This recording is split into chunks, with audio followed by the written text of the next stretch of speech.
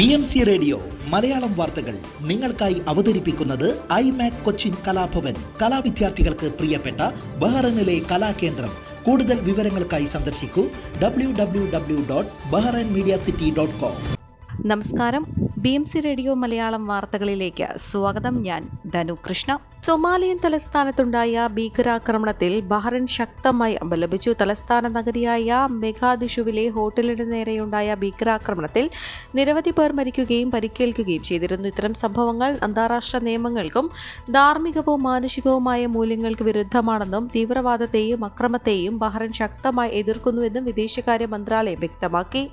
സൊമാലിയയോടുള്ള ബഹ്റൈന്റെ ഐക്യദാർഢ്യവും സുരക്ഷയും സ്ഥിരതയും നിലനിർത്തുന്നതിനുള്ള നടപടികൾക്കുള്ള പിന്തുണയും മന്ത്രാലയം അറിയിച്ചു. സൽമാബാദ് മേഖലയിലെ പെട്രോൾ പമ്പിൽ വെച്ച കാറിന് തീപിടിച്ചു. ഉടൻ തന്നെ സിവിൽ ഡിഫൻസ് തീയണച്ചതിനാൽ സംഭവത്തിൽ ആർക്കും പരിക്കില്ല.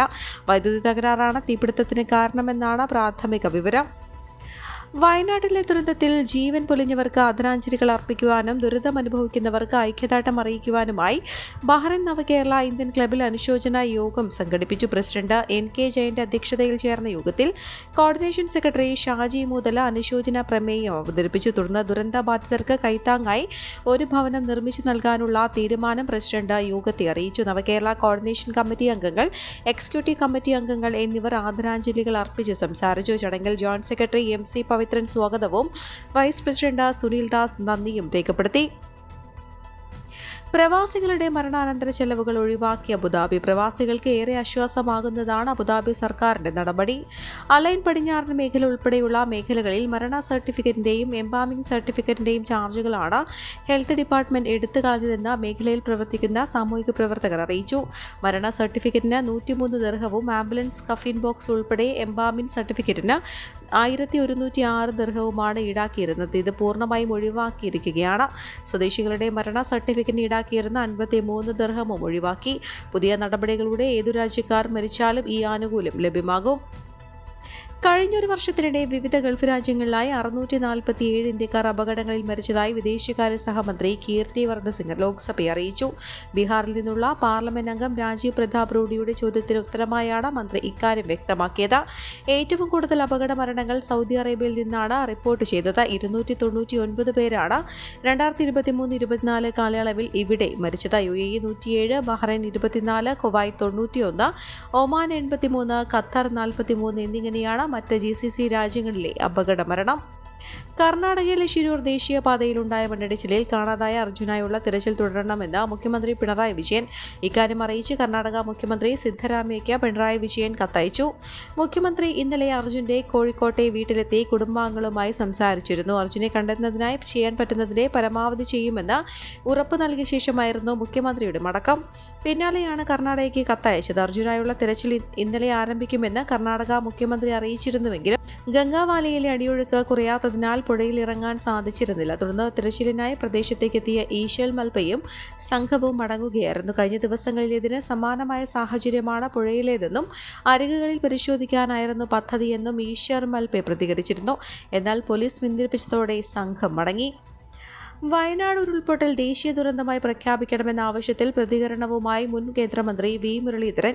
വയനാട്ടിലുണ്ടായത് സമാനതകളില്ലാത്ത ദുരന്തമാണ് എന്നതിൽ സംശയമില്ല. അതേ ഗൗരവത്തോടെയാണ് കേന്ദ്ര സർക്കാർ വയനാട് ദുരന്തത്തെ ആദ്യ ദിനം മുതൽ സമീപിക്കുന്നത്.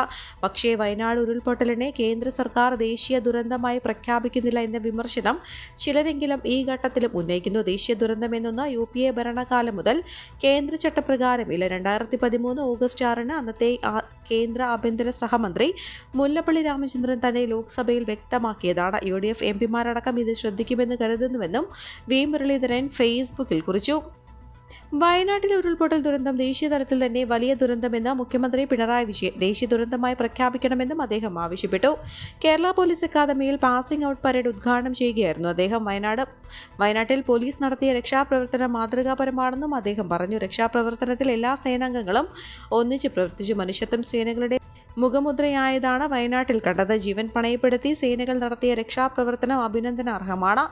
ദുരന്തമുഖങ്ങളിൽ മനുഷ്യസ്നേഹത്തിന്റെ ഊഷ്മളത കേരളം കാത്തുസൂക്ഷിക്കണമെന്നും അദ്ദേഹം പറഞ്ഞു. ഫിലിം ഫെയർ അവാർഡ് വേദിയിൽ വയനാടിനെ സഹായിക്കണമെന്ന അഭ്യർത്ഥനയുമായി മമ്മൂട്ടി 15ാമത് ഫിലിം ഫെയർ അവാർഡാണ് മമ്മൂട്ടി ഏറ്റുവാങ്ങിയത്. നൻപകൽ നേരത്ത് മയക്കം എന്ന ചിത്രത്തിൽ അഭിനയത്തിനാണ് മികച്ച അഭിനേതാവിനുള്ള ഫിലിം ഫെയർ അവാർഡ് മമ്മൂട്ടി നേടിയത്. എന്നാൽ അവാർഡ് നേട്ടം തന്നെ സന്തോഷിപ്പിക്കുന്നില്ലെന്നും വയനാടിന്റെ വേദനയാണ് മനസ്സിലെന്നും അദ്ദേഹം പറഞ്ഞു. ജീവനും ഉപജീവനും നഷ്ടപ്പെട്ടവർക്കൊപ്പമാണെന്നും എല്ലാവരും വയനാടിനെ സഹായിക്കണമെന്നും മമ്മൂട്ടി അഭ്യർത്ഥിച്ചു. ഉരുൾപൊട്ടലിൽ തകർന്ന വയനാടിന് സഹായവുമായി നടൻ അല്ലു അർജുൻ. മുഖ്യമന്ത്രിയുടെ ദുരിതാശ്വാസ നിധിയിലേക്ക് 25 ലക്ഷം രൂപയാണ് നടൻ സംഭാവന നൽകിയത്. വയനാട്ടിൽ സംഭവിച്ച ഉരുൾപൊട്ടലിൽ എത്താൻ അതീവ ദുഃഖിതനാണെന്നും അല്ലു അർജുൻ പറഞ്ഞു. കേരളം എല്ലായ്പ്പോഴും തനിക്ക് ഒരുപാട് സ്നേഹം തന്നിട്ടുണ്ടെന്നും പുനരധിവാസ പ്രവർത്തനങ്ങൾക്ക് സഹായകമാകാൻ മുഖ്യമന്ത്രിയുടെ ദുരിതാശ്വാസ നിധിയിലേക്ക് 25 ലക്ഷം രൂപ സംഭാവന ചെയ്യുന്നുവെന്നും താരം സോഷ്യൽ മീഡിയയിൽ കുറിച്ചു. ജനങ്ങളുടെ സുരക്ഷയ്ക്ക് വേണ്ടി പ്രാർത്ഥിക്കുന്നുവെന്നും നടൻ കൂട്ടിച്ചേർത്തു. മമ്മൂട്ടി, മോഹൻലാൽ, ദുൽഖർ സൽമാൻ, ടൊവിനോ, ഫഹദ് ഫാസിൽ, നസ്രിയ തുടങ്ങിയ താരങ്ങളും ദുരിതാശ്വാസ നിധിയിലേക്ക് സഹായങ്ങൾ നൽകിയിരുന്നു. ദുരിതാശ്വാസ നിധിയിലേക്ക് മമ്മൂട്ടിയും ദുൽഖർ സൽമാനും 35 ലക്ഷം രൂപ കൈമാറി. ആദ്യഘട്ടമായി മോഹൻലാൽ 3,25,00,000, മമ്മൂട്ടി 20 ലക്ഷം രൂപയും ദുൽഖർ 15 ലക്ഷം രൂപയുമാണ് ദുരിതാശ്വാസ നിധിയിലേക്ക് കൈമാറിയത്. നിപ്പ കേസ് റിപ്പോർട്ട് ചെയ്ത മലപ്പുറത്തെ പാണ്ടിക്കാട് നിന്നെടുത്ത വവ്വാൽ സാമ്പിളിൽ വൈറസിന്റെ ആന്റിബോഡി സാന്നിധ്യം കണ്ടെത്തിയതായി മന്ത്രി വീണ ജോർജ്. 5 കിലോമീറ്റർ ചുറ്റളവിൽ നിന്നെടുത്ത വവ്വാൽ സാമ്പിളുകളിലാണ് ആന്റിബോഡി സാന്നിധ്യം കണ്ടെത്തിയത്. പഴന്തേനി വവ്വാലുകളിൽ നിന്നെടുത്ത 27 സാമ്പിളുകളിൽ 6 എണ്ണത്തിലാണ് ആന്റിബോഡി കണ്ടെത്തിയത്. നിപ പ്രോട്ടോകോൾ പ്രകാരം ഇതുവരെ നടത്തിയ പരിശോധനകളിൽ സമ്പർക്ക പട്ടികയിലുള്ള എല്ലാവരുടെയും പരിശോധനാ ഫലങ്ങൾ നെഗറ്റീവാണ്. ആകെ 472 പേരാണ് സമ്പർക്ക പട്ടികയിലുള്ളത്. ഇതിൽ 21 ദിവസം ഐസൊലേഷൻ പൂർത്തിയാക്കിയ 261 പേരെ സമ്പർക്ക പട്ടികയിൽ നിന്നും ഒഴിവാക്കിയിട്ടുണ്ടെന്നും മന്ത്രി പറഞ്ഞു. ചട്ടം ലംഘിച്ച് പണിത CPM ബ്രാഞ്ച് കമ്മിറ്റി ഓഫീസ് പൊളിച്ചു നീക്കാൻ ഹൈക്കോടതിയുടെ ഉത്തരവ്. തൃപ്രങ്ങോട്ടൂർ പഞ്ചായത്തിലെ കടവത്തൂർ ഇരിഞ്ഞൻകീഴ് വാർഡ് 14 ഓഫീസാണ് അനധികൃതമായും നിയമം ലംഘിച്ച് നിർമ്മിച്ചതെന്ന് കാണിച്ച് പൊളിക്കാൻ ഉത്തരവിട്ടത്. തൃപ്രങ്ങോട്ടൂർ പഞ്ചായത്ത് സെക്രട്ടറിക്കാണ് ഹൈക്കോടതിയുടെ ഉത്തരവ് നൽകിയത്.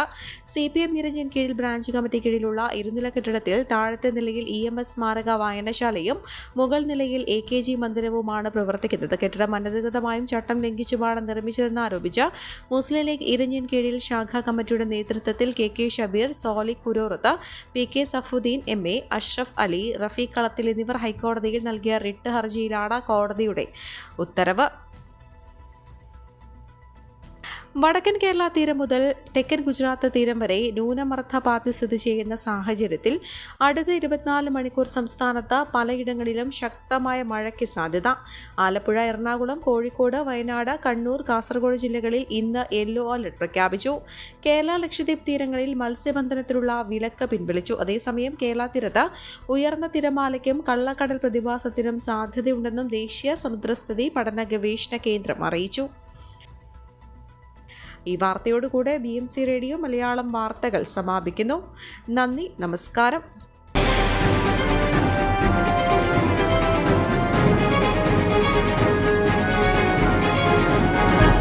BMC റേഡിയോ മലയാളം വാർത്തകൾ നിങ്ങൾക്കായി അവതരിപ്പിക്കുന്നത് iMac കൊച്ചിൻ കലാഭവൻ. കലാവിദ്യാർത്ഥികൾക്ക് പ്രിയപ്പെട്ട ബഹ്റൈനിലെ കലാകേന്ദ്രം.